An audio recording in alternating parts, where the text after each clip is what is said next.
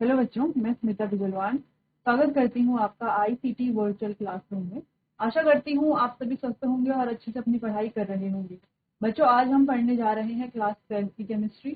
और class 12 chemistry में हमारा चैप्टर चल रहा था कोऑर्डिनेशन कंपाउंड, जहाँ पर हम बात कर रहे थे आइसोमेरिज्म, है ना, कि कोऑर्डिनेशन कंपाउंड में आइसोमेरिज्म कैसे होता है, जिसमें हम स्ट्रक्चरल और स्टीरियो आइसोमेरिज्म पढ़ रहे थे। स्ट्रक्चरल आइसोमेरिज्म में हमने ionisation isomerism, hydrate isomerism, linkage isomerism, coordination isomerism और एंड पॉलीमराइजेशन आइसोमेरिज्म कंप्लीट कर लिया था।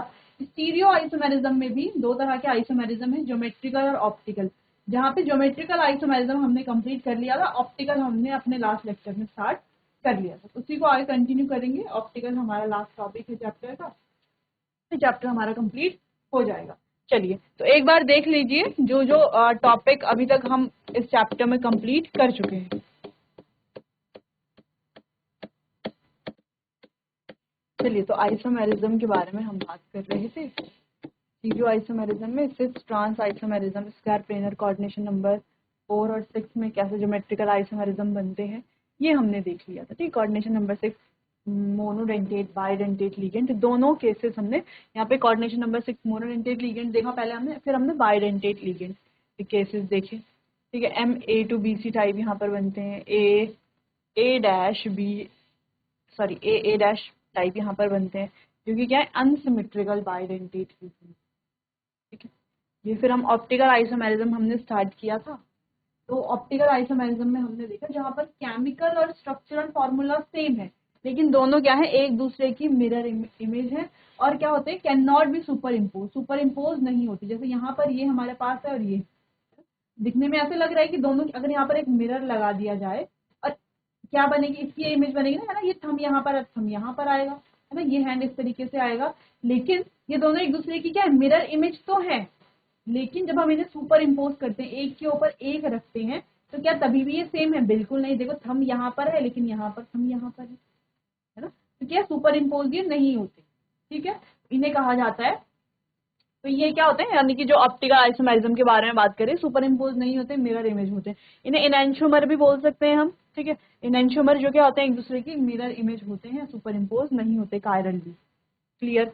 चलो, फिर हमने देखा ये ऑप्टिकल आइसोमर क्या होते हैं। जो आइसोमेरिज्म होता है ऑप्टिकल, ये रोटेट करते हैं प्लेन पोलराइज लाइट को। ये इनके मेन एक कैरेक्टरिस्टिक भी है, प्लेन पोलराइज लाइट को रोटेट करते। अगर ये प्लेन पोलराइज लाइट को रोटेट करेंगे राइट डायरेक्शन में, यानी कि क्लॉकवाइज डायरेक्शन में, तो इसे बोलेंगे डेक्स्ट्रो रोटेटरी। और अगर ये लेफ्ट यानी कि एंटी क्लॉकवाइज डायरेक्शन में रोटेट करेंगे तो इसे कहेंगे लेवो रोटेटरी। ठीक है, इतना हो गया था। फिर हमने देखा कि जिन कंपाउंड में प्लेन ऑफ सिमेट्री प्रेजेंट नहीं होगी वो ऑप्टिकली एक्टिव होंगे, और जिनमें प्लेन ऑफ सिमेट्री प्रेजेंट होगी वो कैसे होंगे, ऑप्टिकली इनएक्टिव होंगे। ठीक है, चलिए, तो ऑप्टिकली एक्टिव होंगे, ठीक समझ गए। ऑप्टिकली इनएक्टिव कौन होंगे ये हम समझ गए। ये दोनों कैसे सुपर इम्पोजिबल है? नहीं है सुपर इम्पोजिबल, है ना, दोनों क्या अलग अलग है, जबकि ये दोनों क्या सुपर इम्पोजिबल। और दोनों ही क्या है, दोनों ही केसेस में क्या है, एक दूसरे की ये मिरर इमेजेस है। क्लियर। चलो, बात करते हैं आइसोमेरिज्म की यहाँ। ठीक है, तो हमारे पास सबसे पहले है कोऑर्डिनेशन नंबर 4। अब अगर हम कोऑर्डिनेशन नंबर 4 वाले कंपाउंड की बात करते हैं, कॉम्प्लेक्सेस की बात करते हैं, तो यहाँ पर हम जानते हैं दो तरह के कॉम्प्लेक्सेस हमें देखने को मिलते हैं। कौन से दो? एक है हमारे पास sp3 हाइब्रिडाइज और एक है हमारे पास dsp2 हाइब्रिडाइज। ठीक है, ये क्या है, टेट्राहेड्रल। ठीक है, और ये कैसे हैं बच्चों, ये होते हैं स्क्वायर प्लेनर।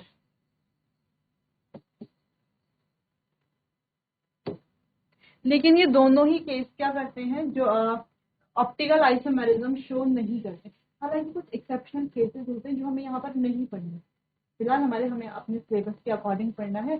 तो यहाँ पर ये ऑप्टिकल आइसोमेरिज्म शो नहीं करते। ठीक है, no optical isomerism, no optical isomerism. यहाँ पर क्या है, कोई ऑप्टिकल आइसोमेरिज्म नहीं है। क्यों नहीं है? क्योंकि ये शो करते हैं plane of symmetry plane of symmetry ये शो करते हैं, और ऑप्टिकली कैसे हैं,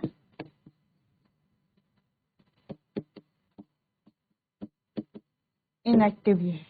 ठीक है, प्लेन ऑफ सिमेट्री शो करते हैं, ऑप्टिकली इनएक्टिव है, इसलिए ये ऑप्टिकल आइसोमेरिज्म शो नहीं करेंगे। हालांकि कोऑर्डिनेशन नंबर 6 वाले केसेस अब हम पढ़ेंगे, वो तो शो करते हैं। एक एक करके उन केसेस को डिस्कस करते हैं, पहले आप इसे देख लीजिए, नोट कर लीजिए, क्योंकि यहाँ पर तो ऑप्टिकल आइसोमेरिज्म नहीं है। फिर कोऑर्डिनेशन नंबर 6 की तरफ।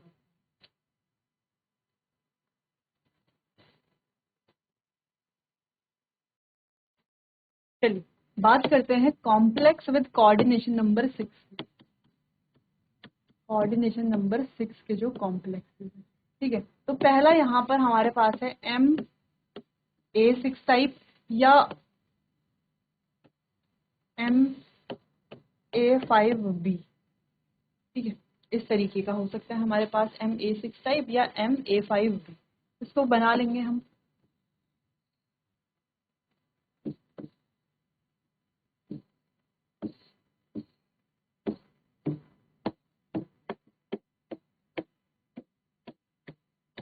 तो देखो यहाँ पर प्लेन ऑफ सिमेट्री प्रेजेंट है, ऐसे में देखो, ऐसे में देखो, ऐसे में देखो, ऐसे में देखो, क्या है, प्लेन ऑफ सिमेट्री प्रेजेंट है, बिल्कुल प्रेजेंट है। तो ये क्या है, ऑप्टिकली इनएक्टिव। ठीक है, बाकी प्लेन ऑफ सिमेट्री हमने जीओसी में जनरल ऑर्गेनिक केमिस्ट्री हमने पढ़ी थी, तो वहां पढ़ लिया था। ठीक है, ये A5B टाइप के जो हैं,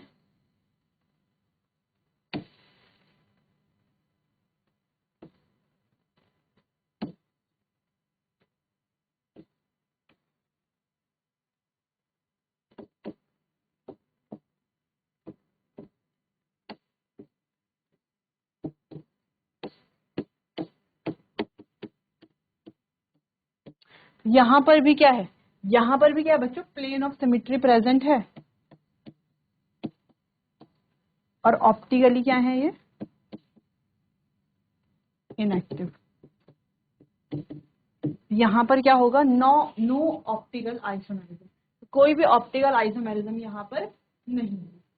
ठीक है, तो ये हो गया पहला केस, इसको आप नोट कर लो, आइसोमेरिज्म यहां पर नहीं।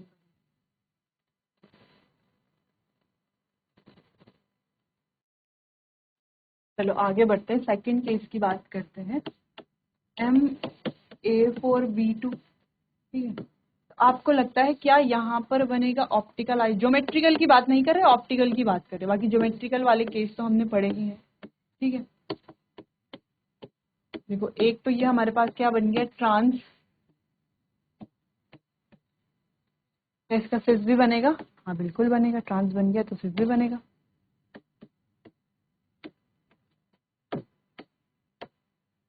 ये आ गया सिस वाला केस। दोनों केसेस की अगर हम बात करें तो इसमें प्लेन ऑफ सिमेट्री है, हाँ बिल्कुल है, एस में दिख, प्लेन ऑफ सिमेट्री दिख रही है। इसमें भी सेम, उसमें देख लो क्या दिख रही है, प्लेन ऑफ सिमेट्री है। दोनों क्या है, ऑप्टिकली इनएक्टिव है, तो यहाँ पर भी नो ऑप्टिकल आइसोमेरिज्म, दोनों केसेस में नो ऑप्टिकल आइसोमेरिज्म, यहाँ पर भी कोई ऑप्टिकल आइसोमेरिज्म नहीं बनेगा। ठीक है, या एक और केस देख लें हम, हमारे पास तीसरा केस है MA4BC टाइप। ठीक है, A4BC टाइप,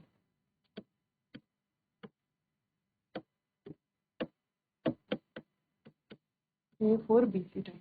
ठीक है, तो यहाँ पर क्या दिख रहा है, देखो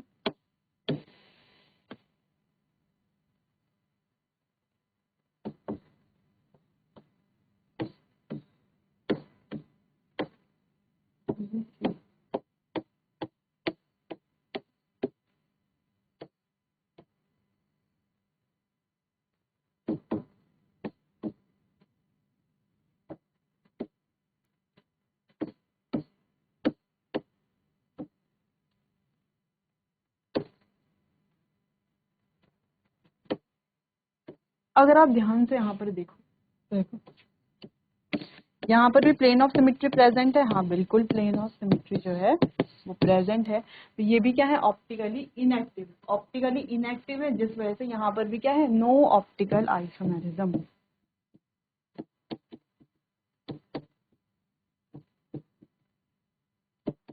यहाँ पर भी कोई ऑप्टिकल आइसोमेरिज्म नहीं है। ये वाला केस और ये वाला केस एक जैसा आपको लग रहा होगा थोड़ा बहुत, ठीक है। चलो नोट कीजिए इतना, फिर आगे बढ़ते हैं।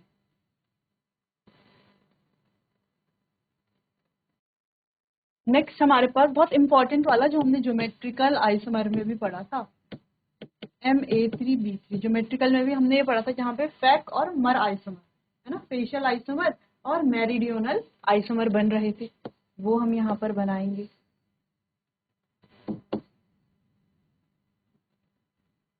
तो इन केसेस में देखते हैं क्या यहाँ पर बनता है, ठीक है।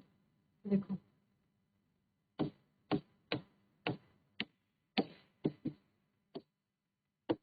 यहाँ पर क्या, ये देखो ये सेम प्लेन है और ये सेम फेशियल प्लेन हम इसे बोल सकते हैं। तो ये क्या है हमारा, अब यहाँ पर देखो इधर अलग है इधर अलग है, ऐसे में देखो इधर अलग है इधर अलग है। अगर आप यहाँ से इसको ड्रॉ करें तो भी आप क्या देखो, यहाँ पर अलग अलग है, यानी कि यहाँ पर प्लेन ऑफ सिमेट्री प्रेजेंट नहीं है। तो ये वाला कैसा है, ये है ऑप्टिकली एक्टिव, ऑप्टिकली एक्टिव, ठीक है। तो ये शो करेगा ऑप्टिकल आइसोमेरिज्म। जबकि दूसरा केस देखो, क्या ये भी शो करेगा, है ना, जब ये शो कर रहा है तो ये भी हो सकता है शो कर रहा हो। चलो तो देख लेते हैं इसे, ठीक है। ये क्या बन गया, एक मेरिडियोनल प्लेन बन गया है, क्लियर, ये वाला एक मेरिडियोनल प्लेन ये बन गया है। तो इसे क्या बोलेंगे, मर आइसोमर। पहली चीज तो ये होगी। दूसरा अगर हम देखें तो क्या यहाँ पर सिमिट्री है, हाँ सिमिट्री तो प्रेजेंट है।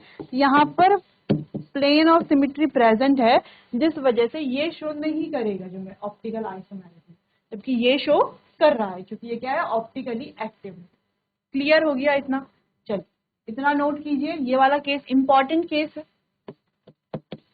और ये वाला हमने पहले भी पढ़ा है ना, यहाँ पर देखो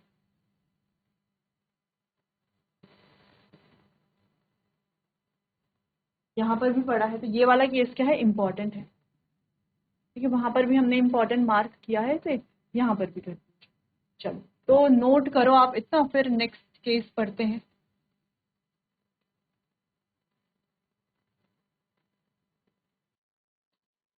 नेक्स्ट देखते हैं, नेक्स्ट वाला भी इंपॉर्टेंट है, Ma2B2C2 टाइप। अब देखो कैसे बनेगा ये,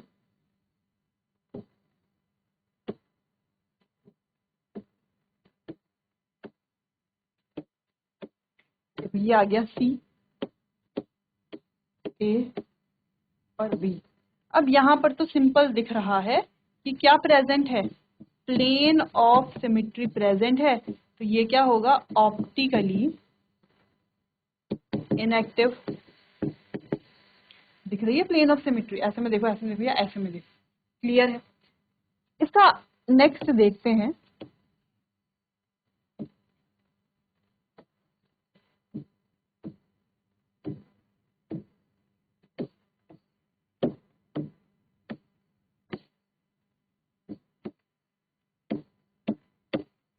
अगर हम यहाँ पर देखें तो क्या यहाँ पर प्लेन ऑफ सिमेट्री प्रेजेंट है, तो प्लेन ऑफ सिमेट्री प्रेजेंट नहीं है, और ये कैसा है, ऑप्टिकली एक्टिव है। कैसा है, ऑप्टिकली, ऐसे में देखें अगर हम, ठीक है, या ऐसे में देखें तो प्लेन ऑफ सिमेट्री प्रेजेंट नहीं है, और कैसा है, ये ऑप्टिकली एक्टिव है। ऑप्टिकली एक्टिव है यानी कि इसकी क्या बन रही होगी, मिरर इमेज बन रही होगी। बनेगी क्या मिरर इमेज, बिल्कुल बनेगी।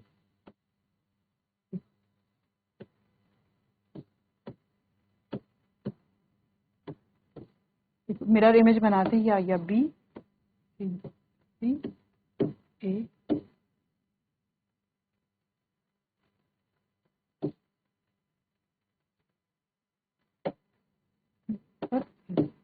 ठीक है। तो ये क्या बन गया, इसकी मिरर इमेज बन गई। क्या ये मिरर इमेज सुपर इम्पोजिबल है, तो हम क्या लिखेंगे, नॉट सुपर इम्पोजेबल, ठीक है। मिरर इमेज तो है, क्या है, एक दूसरे की मिरर इमेज तो है। ये अलग पॉइंट है, ये अलग पॉइंट है, एक दूसरे की मिरर इमेज तो ये है, लेकिन कैसी है, सुपर इम्पोजेबल नहीं है ना। इसको उठा करके एज इट इज यहाँ पर रखेंगे तो एक ही जगह पर क्या आएगा, ये सी आ जाएगा ना, इसको उठा करके यहाँ पर अगर रखेंगे आ जाएगा एक ही जगह पर सी। ठीक है, तो ये कैसी है, नॉट सुपर इम्पोजेबल है और मिरर इमेजेस है एक दूसरे की। क्लियर है, तो ये ऑप्टिकली एक्टिव है और यहाँ पर प्लेन ऑफ सिमेट्री प्रेजेंट, ठीक है, प्रेजेंट नहीं है। तो ये वाला देखो कैसा बन रहा है, सिस बन रहा है, ये वाला कैसा है, ट्रांस। इसका क्या है बच्चों, ये लिख दो यहाँ पे ट्रांस, और ये क्या है, सिस। तो यहाँ पर सिस वाले का जो है ऑप्टिकली एक्टिव होता है, ऑप्टिकल आइसोमेरिज्म इसके बनते हैं। क्लियर है, इंपॉर्टेंट था ये वाला भी, नोट कीजिए इतना।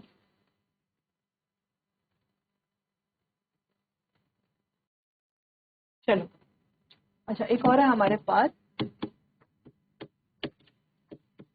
ए होल साइज, जिसको हम यहाँ पर एग्जांपल लिख सकते हैं, पी होल साइज। ये आपकी एनसीईआरटी में भी है, स्ट्रक्चर आपको देखने को मिलेगा। तो ये है आपके लिए होमवर्क कि कैसे यहाँ पर बनेगा। आपको चेक करना है कि ये ऑप्टिकली एक्टिव होंगे या नहीं होंगे, प्लेन ऑफ सिमेट्री है या नहीं।